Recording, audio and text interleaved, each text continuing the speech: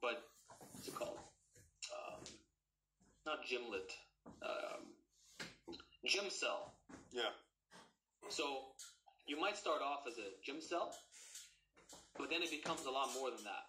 That's just the starting point. You eventually become an individual that you're muscular, you take care of your health, but it's not the only thing you do.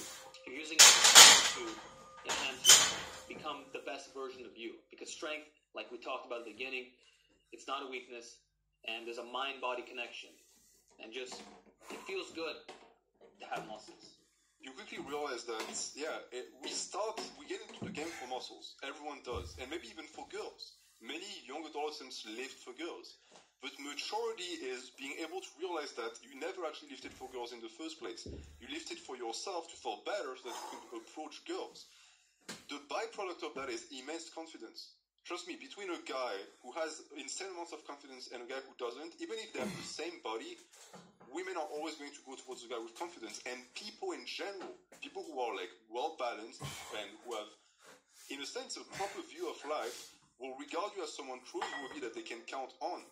The opposite, usually the swore shaming, comes from people who are going to look at that and resent it because they don't have it. And so in a sense, out of anger, out of jealousy as well, they're going to attack. Exactly. So then, what are your thoughts on people who say that the pursuit of bodybuilding is feminine? Excellent.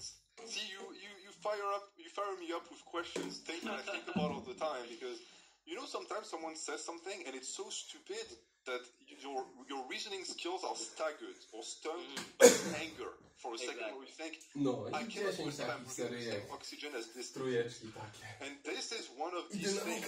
Like, lifting is feminine, building your muscles is feminine. Okay, let's observe this logically. Why would that make sense? Well, the guy who said that is because he's going to tell you that you're vain, and that women are vain, so therefore you're like a woman. First off, sexist much. Secondly, it's interesting because go back in time and tell them the Greeks who spent hours training their body, and then they wrote the best books on Stoicism and philosophy after that. And they would tell you that if they weren't so physical, they would never be able to produce that philosophy. Stoicism